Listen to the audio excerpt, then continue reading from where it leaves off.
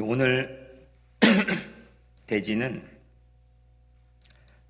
일곱 재앙입니다. 일곱 재앙의 역설적 의미, 역설이라고 하는 건 파라독스죠.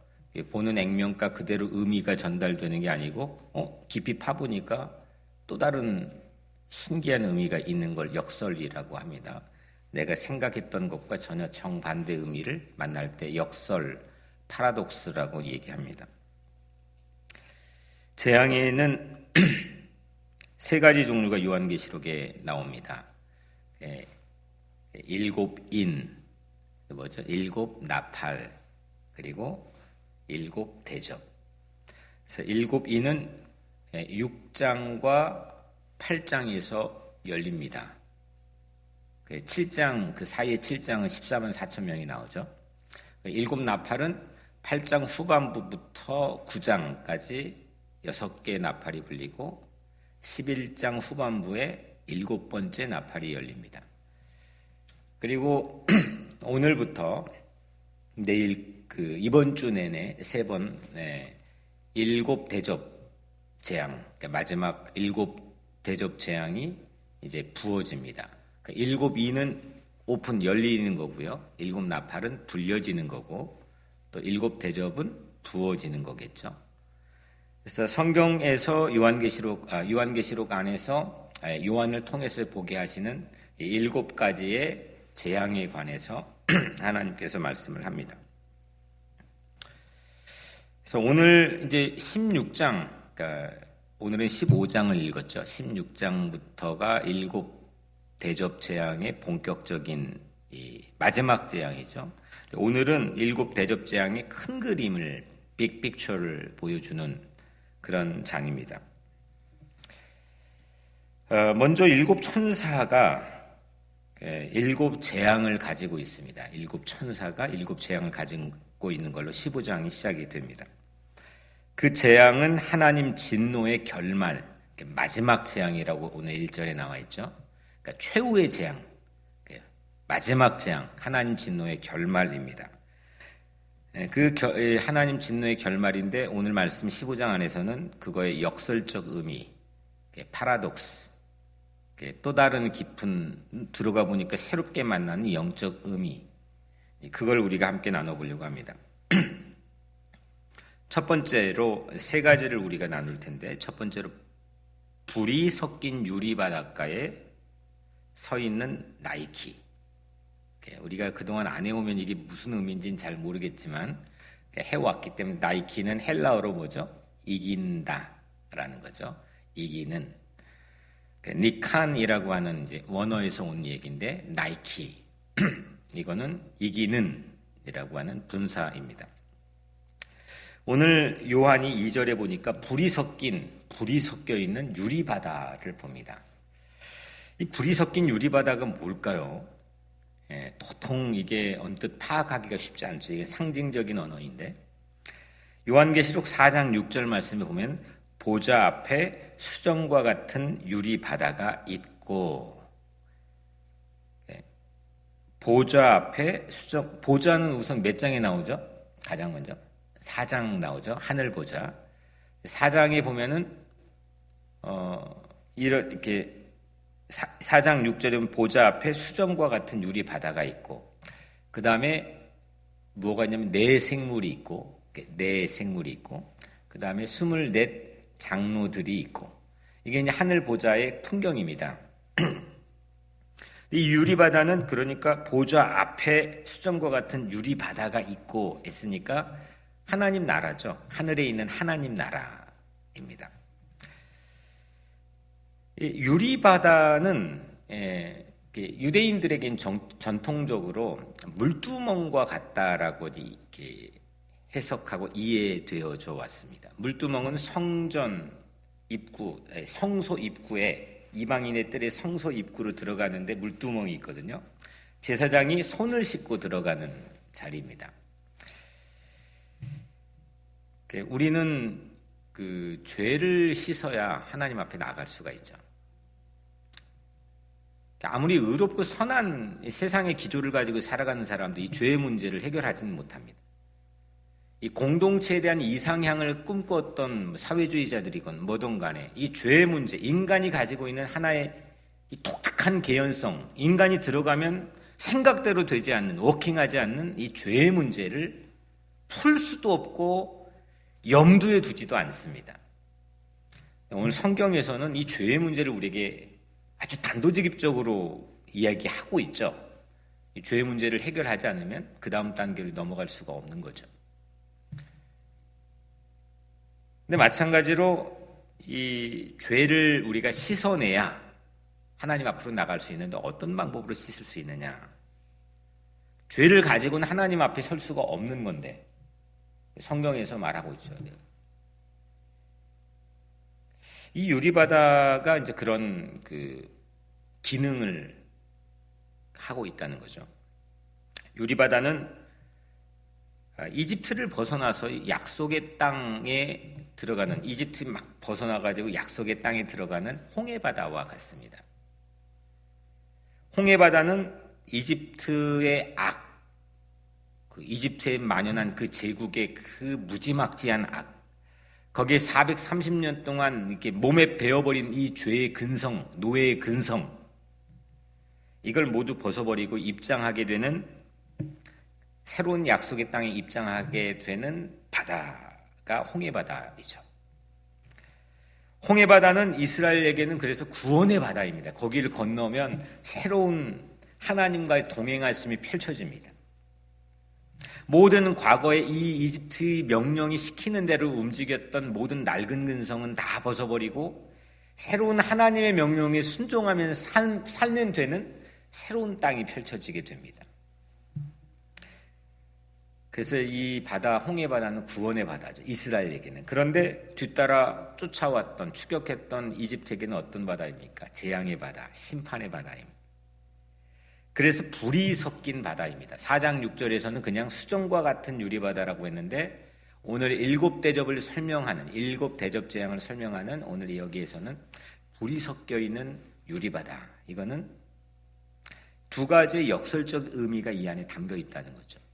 이스라엘 백성들에게는 구원의 바다이지만 뒤쫓아오던 이집트의 전차부대, 이집트에게는 홍해바다가 재앙의 바다, 심판의 바다와 같다는 거죠. 근데 홍해바다를 건너기 전 바로 그 목전을 우리가 알고 있죠. 이때 이스라엘에게는 아주 큰 두려움이었습니다. 이거 어떻게 길이 있습니까? 이거 뭐 상상이 안 되는 거잖아요. 경험한 자가 없잖아요. 진퇴양난이었습니다. 그런데 하나님께서는 홍해바다에 길을 냈죠. 누가 그거를 상상이나 했겠습니까? 홍해바다에 길이 날 거라고 누가 상상이나 했겠습니까? 근데 건넌 후에 이 동일한 바다, 똑같은 바다, 이것이 추격한 이집트 정예 전차 부대를 삼켜버렸죠. 한 바다가 두 개의 얼굴을 보여줬습니다. 구원이면서 동시에 심판과 재앙입니다. 이게 성경의 맥이 흐르는 메시아에 관련된 중요한 메타포, 신앙입니다. 하나님 백성에는 우리 하나님 백성, 하나님의 선택받은 14만 4천에게는 이 재앙이 있지만 그 재앙이 비껴가지만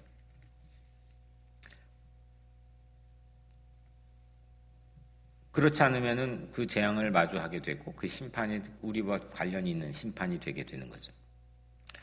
홍해바다를 건너기 전에는 모두에게 위기를 직면하게 합니다. 유리바다를 건너기 전에는 모두에게 위기가 있습니다. 여러분들 위기는요, 위기는 우리가 어떤 사람인지를 드러내주는 게 위기인 것 같습니다.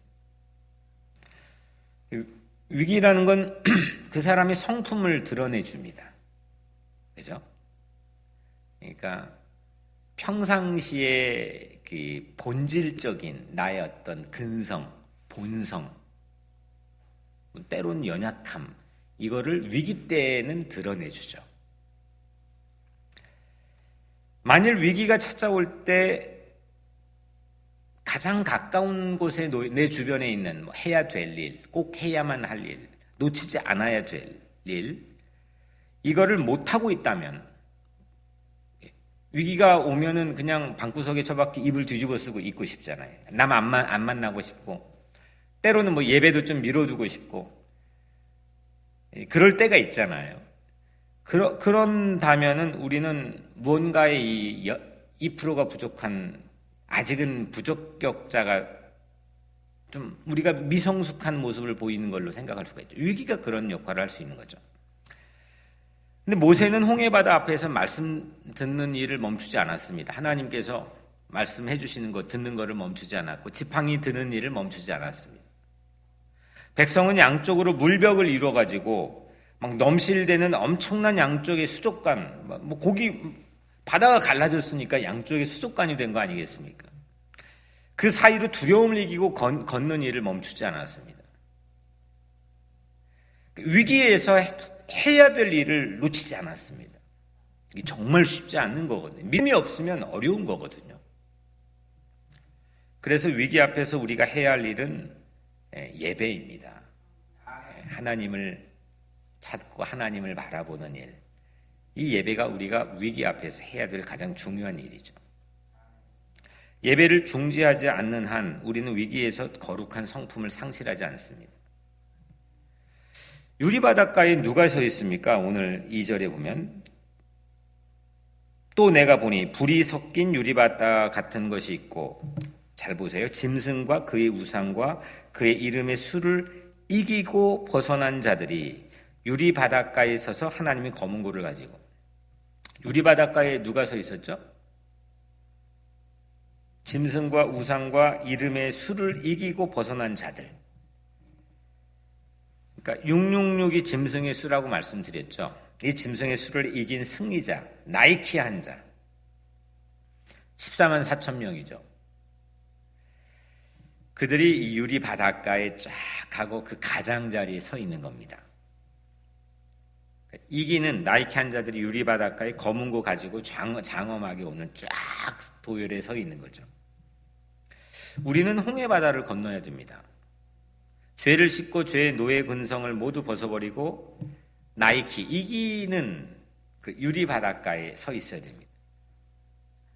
아니, 이스라엘 백성 누가 이길 줄 알았습니까? 그냥 거의 꼼짝없이 그 물에 수장되든지 추격하던 세계 최고의 전차 부대에 의해서 몰살당할 위기였는데 누가 거기에 길을 내가지고 건널 줄 알았습니까? 그런데 그들이 건넜습니다.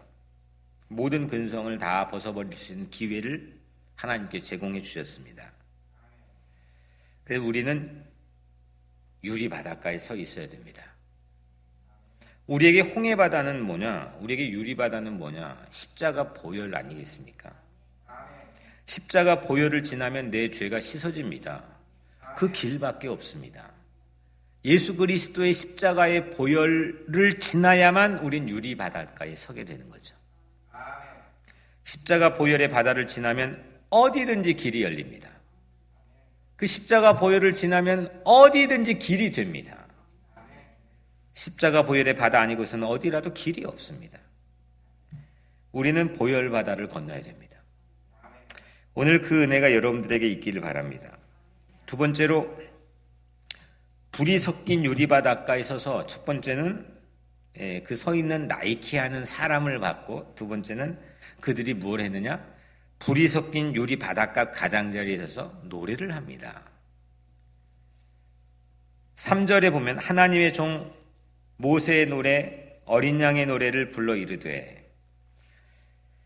이 모세의 노래는 출애굽기 15장에 나오죠. 14장에 홍해바다 건너는 장면이 나오고 그 직후에 그 출애굽기 15장에 유명한 모세와 미리암의 노래가 나옵니다.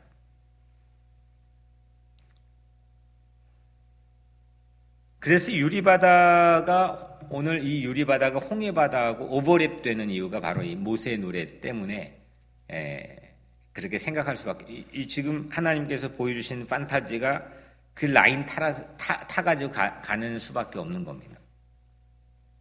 14만 4천 명은 유리바닷가에서 검은 고를 들고 하프를 들고 노래하고 있지만, 미리암과 여인들은 소고를 들고 출애굽기 15장에서 노래를 했죠.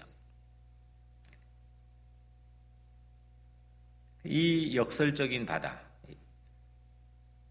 역설적인 이 신기한 이기게 하는 이 바다를 정말 믿을 수 없을 만큼, 믿기지 않을 만큼 그들이 믿음으로 건너게 되잖아요. 이 건넌 후에 노래가 안 나오면 이건 정상이지, 이게 비정상이지 않겠습니까?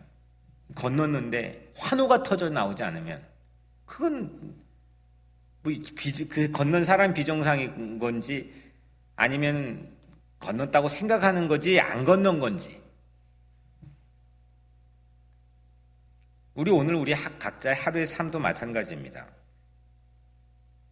그들이 저절로 하나님을 노래한 것처럼, 모세의 노래와 어린 양의 노래로 노래한 것처럼, 오늘 우리 하루는 이 하루의 바다를 건너는 거죠. 하루의 바다를, 이 아침에 홍해바다 직전에 내 인생에는 오늘 하루에도 믿는 사람들에게도 누구에게나 어떤 위기가 내 앞에서 마주칠지 우리는 알지는 못합니다. 어떤 홍해바다가 내 앞에 있을지 알지는 못합니다. 어제의 나의 노예의 근성과 죄악의 근성이 여전히 오늘 아침에도 나를 미혹하게 하고 나를 넘어지게 할 수도 있는 위기가 나에게도 올 수도 있습니다. 근데 오늘 우리의 저녁은 하루 바다를 다 건넌 후에 이런 구원의 감사가 유리바다 가장자리에 서 있는 이 구원의 이 모세의 노래, 이 구원의 감사에 대한 노래가 오늘 우리 삶에도 있기를 주의 이름으로 축복합니다. 하루라는 미지의 암담한 바다를 하나님은 모두 다 건너게 하실 줄로 믿습니다. 어제 했으니까 오늘 당연한 것처럼 여러분들 사실지는 모르지만 오늘 하루를 그런 마음으로 홍해바다, 유리바다를 건너는 그런 마음으로 그렇게 하루의 저녁을 향해서 살아가시기를 축복합니다. 이스라엘은 모세의 노래를 불렀지만 이제 우리는 오늘 3절처럼 어린 양의 노래를 불러야 됩니다. 어린 양 예수 보혈을 지나 어린 양 예수가 부활의 주인이 되어준 그 노래를 우리가 불러야 됩니다. 물에 수장된 이집트의 자랑, 그 홍해바다에 수장되어 버리는 이집트의 자랑. 그 전차 부대의 가족들은 장성곡을 불렀겠죠. 그런데 우리는 어린 양의 노래를 부를 줄로 믿습니다. 어려운 일은 오늘 하루에도 우리를 피하지는 않겠지만 우리는 늘 무사할 줄로 믿습니다. 노래를 그치지 않아야 됩니다. 3일 동안의 무덤의 죽음을 지나 부활하신 예수님이 통쾌하신 어린 양의 노래, 그 어린 양의 노래가 우리의 18번이 되어야 됩니다. 3절, 4절 말씀, 그 어린 양의 노래의 가사 내용을 담고 있죠. 주 하나님, 곧 전능하신 이시여, 하시는 일이 크고 놀라우시도다. 만국의 왕이시여 주의 길이 의롭고 참되시도다. 주여, 누가 주의 이름을 두려워하지 않으며 영화롭게 하지 아니하오리까. 오직 주만 거룩하시니이다. 주의 의로우신 일이 나타났음에 만국이 와서 주께 경배하리이다. 아멘. 신나는 찬양, 신나는 노래인 거죠. 3절에 전능하신 이시여 하시는 일이, 시편에도 참 이 구절, 이 프레이즈가 반복돼 많이 나오는데 하나님이 하시는 일이, 하나님이 한 일이, 하나님의 일이, 그거는 퍼펙트합니다. 완벽합니다. 이해되지 않아도 완벽합니다. 실수가 없으십니다. 4절에 주의 의로우신 일, 이 주님이 하신 의로우신, 공의로우신 일, 정의로우신 일은 헤아릴 수 없을 정도로 긍휼과 자비가 가득합니다. 일을 내가 하느냐, 하나님이 하시는 일에 내가 참여하고 있느냐, 이게 우리 인생의 가장 궁극적인 믿음의 질문입니다. 불이 섞인 유리바다를 건너보니까, 그 바다를, 홍해바다를 건너보니 이건 도무지 내가 할 수 없는 일입니다. 아무리 생각해봐도 이거는 인간이 할 수가 없는 일입니다. 그게 하나님이 하시는 일입니다. 내가 지금까지 살아온 길을 되돌아보니 아무리 생각해도 누군가의 도움과 내 힘으로 살아갈 수가 없는 길을 걸어왔습니다. 이게 하나님이 하시는 일입니다. 그렇게 생각하느냐, 아니면 어떨 때 어떤 에이지, 어떤 나이 때는 내가 확 하고 꽃 피었는데 어떤 때는 확 꼬꾸라지고 내가 모든 거를 했다고 생각하며 살아가느냐. 지난 주일날 제가 아버지 설교하면서 저는 이 아버지가 인생의 10대 때는 가장 큰 화두였거든요. 아버지 때문에 큰 고난도 당했지만 그 아버지를 기다리는 걸로 모든 게 채워져 있었거든요. 근데 그 아버지를 만약 내 마음속에 원한의 대상으로만 생각하며 살아왔다면 저는 아마 인생에 아주 심각한 패배자가 됐을 겁니다. 하나님께서는 이걸 파라독스, 역설적으로 하나님께서는 은혜로 만나게 해주셨죠. 하나님이 해주신 일이라는 거예요. 요셉이 그러죠. 자기 정말 쳐다보기도 싫은 자기 원수들 같은 형제들이 마지막 자기 국무총리가 되고 찾아오니까 두려워하잖아요. 근데 요셉이 뭐라고 하면 내가 하나님을 대신하리까. 이 말은 뭐냐? 이거 모두 다 하나님이 했다는 겁니다. 하나님이 하셨다는 거예요. 이게 바로 우리가 살아가고 있는 삶의 신앙인의 정체성이죠. 나는 오늘 하나님이 하시는 일에 참여하고 있는 주인공이다. 내일은 하나님이 책임지신다. 우리 교회는 하나님이 주인이시다. 그러면 문제 없는 거죠. 그러면 목사나 장로나 교회 모든 재직들이나 교회 성도 어떤 위기가 와도 정신 바짝 차리고 하나님이 책임져 주시니까 평강을 누리게 되는 거죠.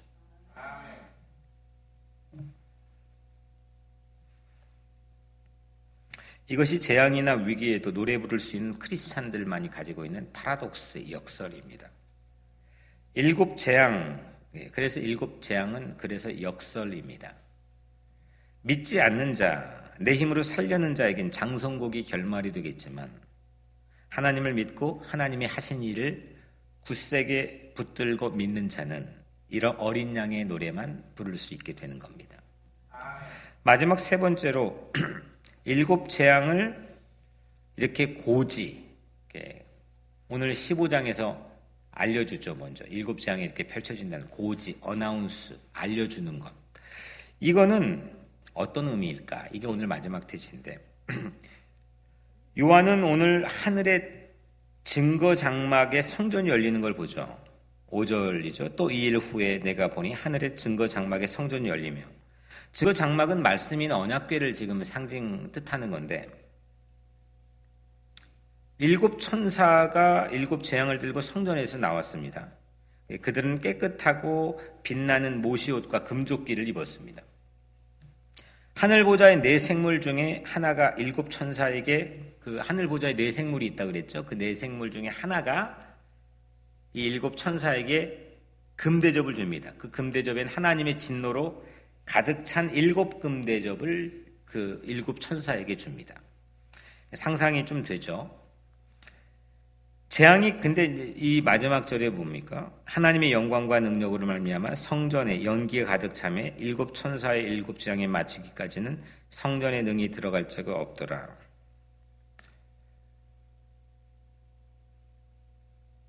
재앙이 끝나기 전까지는 누구도 성전에 들어갈 수가 없다는 겁니다. 이게 5절부터 8절까지의 내용인데, 그리고 16장부터는 본격적으로 시작될 일곱 대접의 재앙의 시작인데, 이 마지막 재앙을 알려주는 의미는 뭘까요? 일곱 대접 재앙을 우리에게 알려주는 이 이유는 뭘까요? 더는 재앙이 없습니다. 이제 마지막 파이널 최후 재앙입니다. 이걸 알려주는 의미는 뭘까요? 이걸 생각해 보는 게 우리에게는 영적 세 번째 의미입니다. 기회 찬스를 하나라도 더 주고 싶은 하나님의 마음이죠. 이 재앙은 아직 아니잖아요. 이건 미리 고지를 해주는 거잖아요. 고지를 해주는 의미는 뭐냐면, 왜 굳이 요한에게, 반모섬에 고립되어 있는 요한에게 이 판타지 계시를 우리에게 보여줘가지고 이 어목한 일곱 대접 재앙, 마지막 최후의 재앙을 알려주는 걸까? 이건 하나님이 한 사람에게라도, 한 영혼에게라도 더 기회를 주시고 싶어하는 하나님의 애절한 마음이 이 안에 담겨 있는 거죠. 베드로후서 3장 9절 주의 약속은 어떤 이들이 더디다고 생각하는 것 같이 더딘 것이 아니라 오직 주께서는 너희를 위하여 오래 참으사 아무도 멸망하지 아니하고 다 회개하기에 이르기를 원하시느니라. 아멘. 우리 인간은 마음에 안 드는 사람도 있잖아요. 살다 보면 저 사람은 불구덩이 들어가야 맞는 사람도 보이잖아요. 하나님 마음은 그렇지 않다는 거죠. 하나님 마음은 가능하면 모두 다 회개해서 하나님의 나라에 들어가기를 원하신다는 거죠. 이게 나와 하나님의 차이인 겁니다. 인간과 하나님의 차이인 거죠. 7 대접 재앙을 미리 알려준 이유는 그래서 하나님의 오래 참으심의 마음을 알려주는 거죠. 회개하고 돌아오기를 기다리는 하나님의 애달픈 마음을 우리가 전할 수 있게 되게 되는 거죠. 말씀을 정리하겠습니다. 우리는 성령의 도장을 찍은, 인을 찍은 14만 4천 명이 되어야 됩니다. 그리고 된 줄로 믿습니다.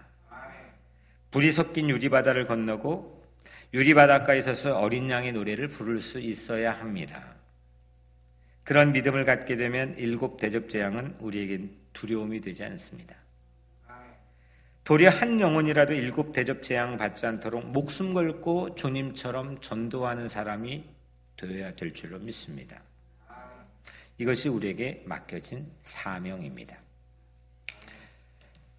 말씀 마쳤습니다. 기도할 제목을 잠깐 나누면 오늘 말씀 대지를 붙들고 기도해 주시고 현장 예배 오픈을 위해서도 기도해 주시고 성도들의 건강, 특히 우리 교회 안에 나이 드신 어르신들 위해서 기도해 주시고 몸이 아픈 분들을 위해 기도해 주시고 또 우리 강철수 형제님 성도들이 기도 많이 해줬는데 오늘 또 새벽 현장 예배 같이 나왔습니다. 속히 빠른 회복을 위해 기도해 주시고 또 여명홀 건축이 순적하게 잘 이루어지게 해달라고. 하나님 참 하시는 일은 우리 교회에서 하면 또 하나님 다 해주시더라고요. 그래서 잘 될 줄로 믿지만 마무리까지 하나님께서 잘 해달라고 기도해 주시고 제가 먼저 기도하고 여러분들 자유롭게 기도하겠습니다. 노아 방주를 위해서도 기도해 주시고요. 은혜로우신 하나님, 오늘 함께 주의 말씀을 나눴습니다. 요한계시록 15장에 담겨있는 이 하나님의 귀한 마음과 또 이 역설적 은혜를 함께 나누었습니다. 하나님, 우리 모두가 홍해바다를 오늘 하루도 잘 건너게 도와주시고 오늘 다 건넌 저녁 유리바닷가에서 어린 양의 노래, 감사의 노래를 우리가 부르게 하여 주옵소서. 어떤 상황에서도 주님이 하시는 일이 우리 삶을 이끌게 도와주시고 주께 힘을 얻게 하여 주시며 내가 한다 생각하지 않게 하시고 주님 품에 안겨 주님과 함께 동행하는 삶이 되게 하여 주옵소서. 하나님, 오늘 노아방주 사역을 축복합니다. 이 엄혹한 때에도 주님께 함께 기도하기를 원하는 귀한 백성들을 잊지 마라 기도해 주시고 축복해 주시고 저들이 기도하는 모든 것들을 응답해 주시며 성령에 충만케 도와주옵소서. 서로 긴장 늦추지 않고 조심하게 도와주시고 배려하게 도와주시고 저들이 기도함으로 복음을 전하는 귀한 발걸음이 멈추지 않게 하여 주옵소서. 예수 그리스도의 이름으로 간절히 기도드리옵나이다. 아멘.